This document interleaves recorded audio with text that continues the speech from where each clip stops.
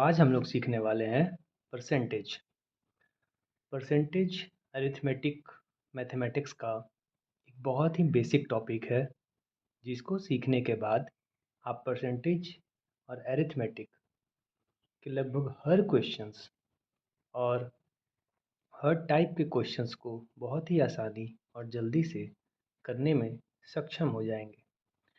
तो आइए आज हम परसेंटेज के कुछ अलग अलग तरह के अलग अलग प्रकार के क्वेश्चंस को शॉर्ट ट्रिक मेथड से करने का प्रयास करेंगे और बहुत सारे नए शॉर्ट ट्रिक्स सीखेंगे। तो आइए शुरू करते हैं। हमारा पहला क्वेश्चन है 15% increase in the numerator and 8% decrease in the denominator of a fraction gives 15 upon 16. What is the original fraction? किसी भिन्न के अंश में 15% वृद्धि करने तथा हर में 8% कमी करने पर 15/16 प्राप्त होता है, तो मूल भिन्न क्या है? सवाल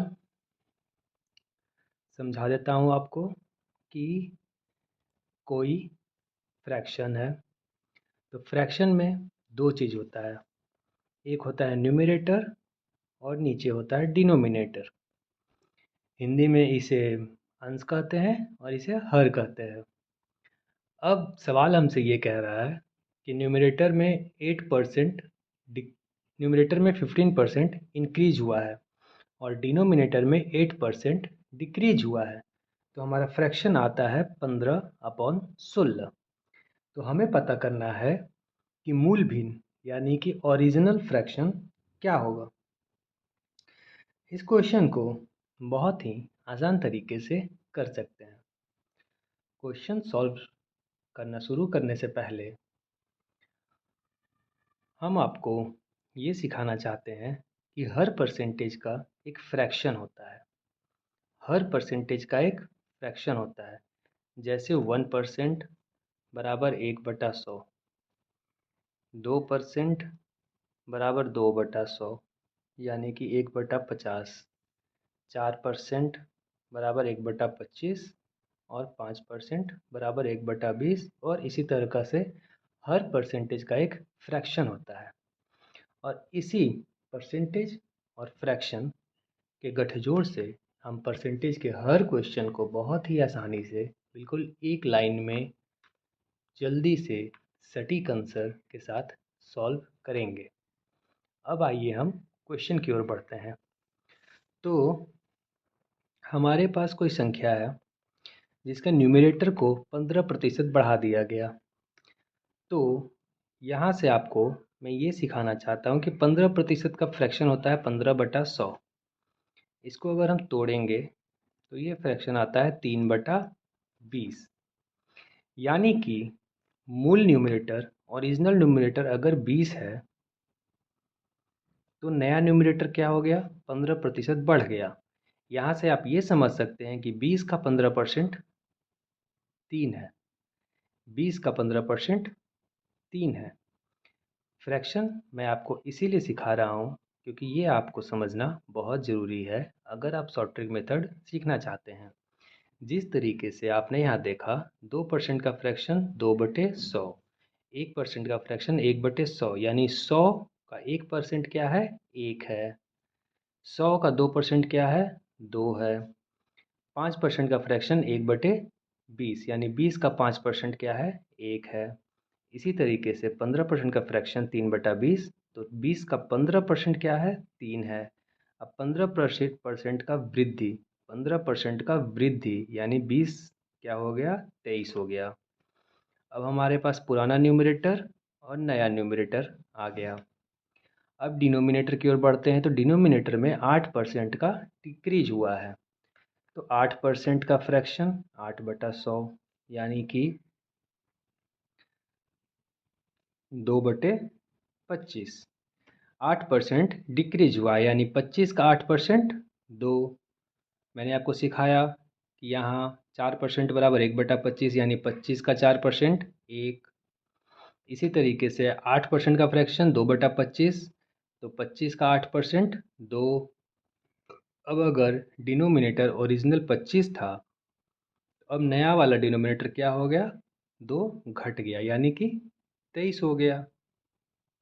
ठीक है, तो हमारा पुराना फ्रैक्शन क्या आया, 20/25, और नया फ्रैक्शन क्या आया, 23/23, यानी कि 1। लेकिन हमें सवाल में दे रखा है नया फ्रैक्शन है 15/16, 15/16, यानी कि 1 बराबर 15/16, और पुराना फ्रैक्शन है 20/25। ये एक यूनिट आया, ये एक आंसर नहीं हुआ, ये एक यूनिट हुआ। और सवाल में 1 का वैल्यू 15/16 दे रखा है और हमें 20/25 का वैल्यू निकालना है। तो आपको पता है कि 20/25 गुने 15/16 हो जाएगा, जो कि 5 तिये 15, 5 पच्चे 25, 5 चौके 20, 4 चौक 16, यानी कि 3/4 आंसर। अगर आप अगर आप ये फ्रैक्शन से परसेंटेज और परसेंटेज से फ्रैक्शन करना सीख जाते हो, तो आपको इतना समय भी नहीं लगेगा। ये आपके समझाने के लिए पहला सवाल था, इसलिए इसमें इतना समय लगा। अगर आप प्रैक्टिस करते रहोगे और ये चीज़ सीख जाओगे, तो सवाल बहुत ही आसान है और बहुत ही जल्दी होगा। आइए दूसरे सवाल में करके देखते हैं।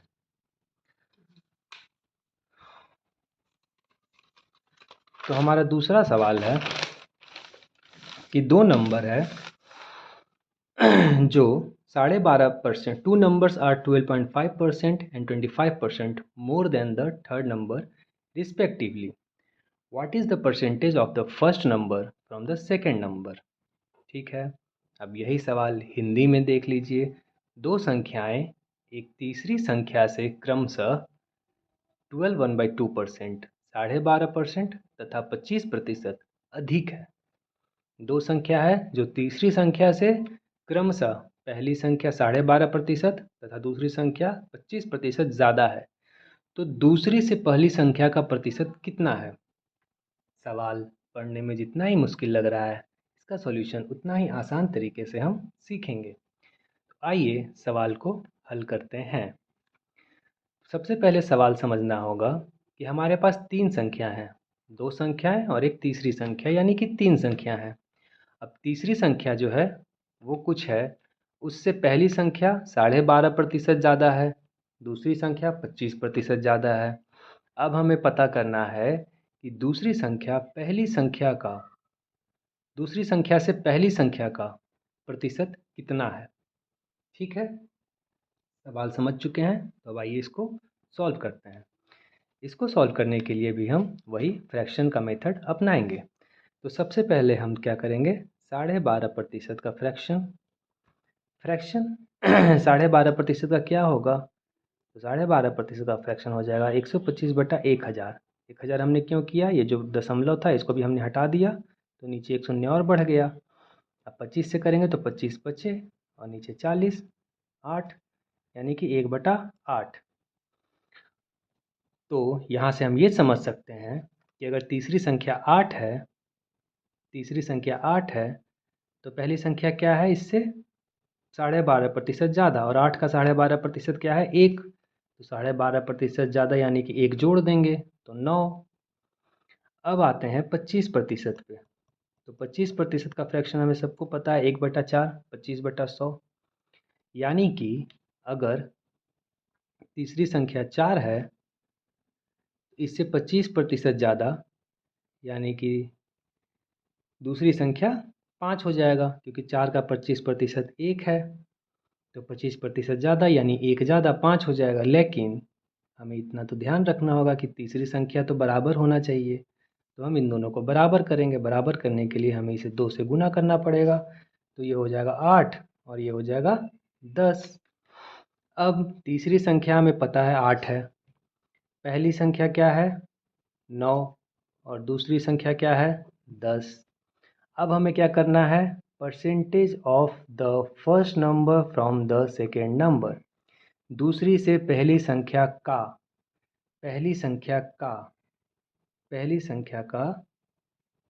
9 का दूसरी से प्रतिशत क्या है। बहुत ही आसान है, मैं यहाँ कर देता हूँ पहली संख्या का दूसरी से प्रतिशत क्या है 90% आंसर। उम्मीद करता हूँ आपको सॉल्यूशन समझ में आ रहे होंगे। अब हम आते हैं तीसरे सवाल की ओर। तो हमारा तीसरा सवाल है if the income of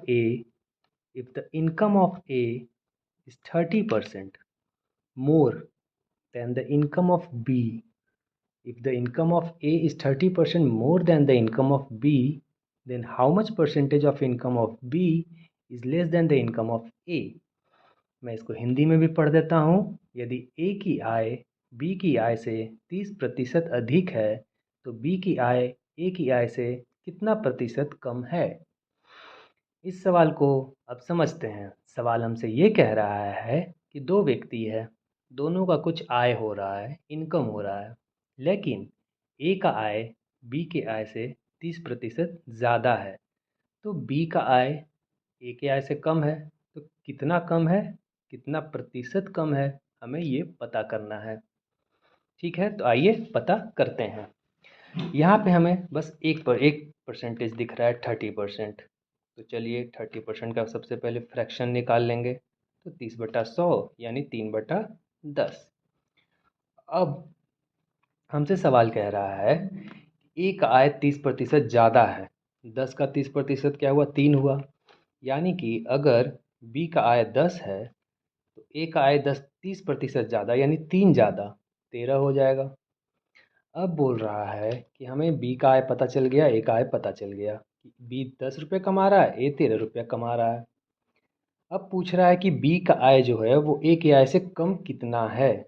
B का आय ए के आय से कितना कम है, तो 3 रुपया कम है। और इसका प्रतिशत निकालना है तो 3 किससे कम है, 13 से कम है। प्रतिशत के लिए गुने 100 हो गया हमारा आंसर कितना, 300/13। इसको मिक्स्ड फ्रैक्शन में करेंगे तो 13 दूनी 26, 40, 13 तिये 39, 1%। 23 सही 1/13% हमारा आंसर हो गया।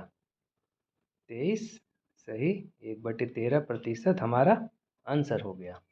हमने क्या किया, 30% है, 30% का फ्रैक्शन निकाला तो 3/10 आया।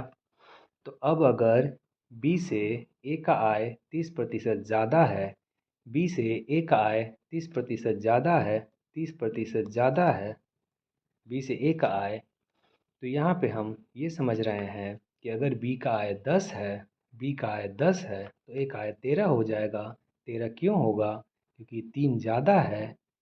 10 का 30% 3 होता है, तो 3 ज़्यादा है, 30% ज़्यादा है तो 13 हो गया। और हमसे पूछा है कि बी का आय ए के आय से कितना कम है, तो 3 कम है, 3 कम है। 3 किससे कम है, ए से कम है, 13 से कम है। और प्रतिशत के लिए गुने 100 करेंगे तो हमारा आंसर ये आ गया। अब हम आगे बढ़ते हैं अगले सवाल के लिए।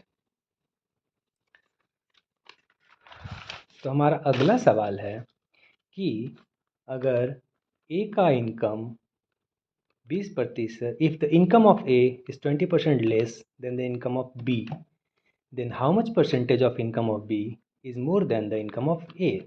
सवाल पिछले सवाल से मिलता जुलता है, लेकिन इसमें तरीका अलग है। इसमें पूछा गया है कि यदि A की आय B की आय से 20% कम है, A की आय जो है वो B के आय से 20% कम है, तो B की आय A की आय से कितना प्रतिशत अधिक है। कोई दिक्कत नहीं है। 20% का सबसे पहले हम क्या करेंगे, फ्रैक्शन निकालेंगे तो आएगा क्या, 1/5। अब हमसे कहा गया है कि ए का आय जो है वो 20% कम है बी से, तो अगर बी का 5 है तो ए का क्या हो जाएगा, 5 का 20% एक, एक कम हो जाएगा यानी ए का 4 हो जाएगा। ए का 4 हो जाएगा, एक 20% कम कर दिया हमने, इसमें 20% कम कर दिया तो ये क्या हो गया, 4 हो गया। अब हमें दोनों का आय पता चल चुका है कि बी का 5 है, ए का 4 है। अब पूछ रहा है कि बी का इनकम ए से कितना परसेंट ज़्यादा है। तो पहले तो हम पता करेंगे ज़्यादा कितना है, तो एक ज़्यादा है तो एक लिख लेंगे, एक ज़्यादा है। किससे एक ज़्यादा है? 4 से एक ज़्यादा है। परसेंट के लिए गुना 100, तो 25, 25% आंसर। आप देख रहे हैं कि हमारे शॉर्ट ट्रिक मेथड से सवाल कितनी जल्दी जल्दी सॉल्व हो रहे हैं। अब आते हैं अगले सवाल पे। तो हमारा अगला सवाल है कि value of an object was increased to 10% and then 20%. If the last raised value is rupees 33, then what is the initial price of the object? किसी वस्तु के मूल्य में पहले 10% की तथा उसके उपरांत 20% की वृद्धि की गई। किसी वस्तु के मूल्य में पहले 10% का वृद्धि किया गया, फिर 20% का वृद्धि किया गया। यदि अंतिम बढ़ा हुआ मूल्य रुपीस 33 है तो प्रारंभिक मूल्य क्या होगा? सवाल बहुत ही सीधा है समझने में, लेकिन इसको अगर आप ट्रेडिशनल मेथड से करने बैठोगे, पुराने तरीक़ों से करने बैठोगे तो बहुत ही समय लेगा। पहले आप 10% बढ़ाओगे, x लिखोगे या 100 लिखोगे, जो भी लिखोगे उसमें 10% बढ़ाओगे, फिर उसका 20% निकाल के 20% बढ़ाओगे, फिर उसको 33 के बराबर करोगे, फिर इनिशियल प्राइस पे आओगे। तो बहुत ही लंबा जाने वाला है। मैं आपको इसका एक बहुत ही आसान और short trick method, same trick method, हर क्वेश्चन के लिए सेम तरीका और सेम शॉर्ट ट्रिक काम करेगा, सिखाने वाला हूँ। तो आइए सीखते हैं। 2% है, दोनों का फ्रैक्शन निकालेंगे। तो हमें पता है कि 10% का फ्रैक्शन क्या होता है? 1/10। 20% का फ्रैक्शन क्या होता है? 1/5। ठीक है।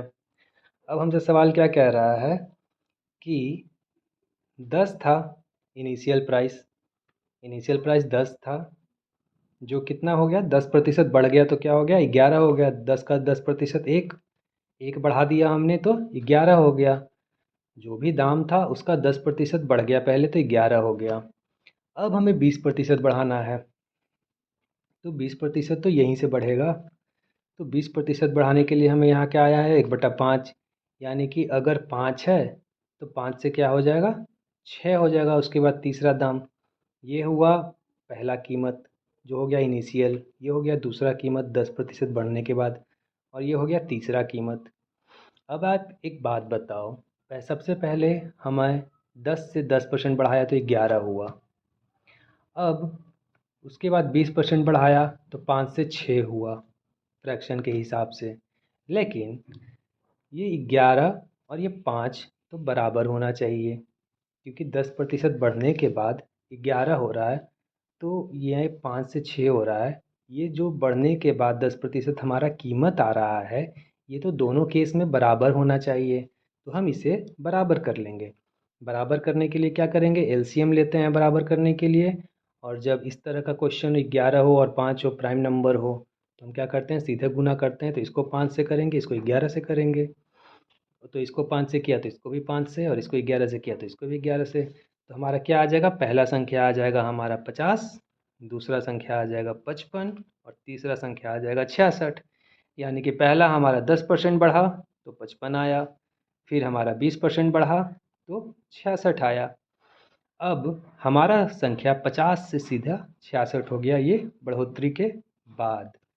लेकिन हमारा फाइनल संख्या सवाल में क्या दे रखा है? 33, और हमारा क्या आ रहा है? 66। तो 66 बराबर 33, तो 1 बराबर 1/2।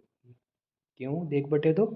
33/66, इसलिए 1/2। अब 1 बराबर 1 यूनिट का हमारा वैल्यू पता चल गया। जब हमें 1 यूनिट का वैल्यू पता चल गया तो हमें क्या पता करना है? इनिशियल प्राइस हमारा क्या है? पहला कीमत क्या है? 50। तो 1 यूनिट बराबर 1/2, तो 50 यूनिट बराबर 50 गुने 1/2, यानी कि 25। आंसर। सिंपल तरीका, सरल तरीका और जल्दी करने का तरीका। आपको ये फ्रैक्शन वाला मेथड, परसेंटेज से कन्वर्ट करके फ्रैक्शन में और सॉल्व करने का मेथड, हमारा वीडियोस देखें और ज़्यादा से ज़्यादा क्वेश्चन प्रैक्टिस करें, जिससे कि आप इस तरीके में माहिर बन जाएं। इसके बाद कोई भी एग्ज़ाम हो, आप इस तरह के क्वेश्चंस को बहुत ही आसानी से, परसेंटेज के लगभग हर तरह के क्वेश्चंस को बहुत ही आसानी से और सरल तरीके से एक लाइन में सॉल्व करना सीख जाएंगे। धन्यवाद।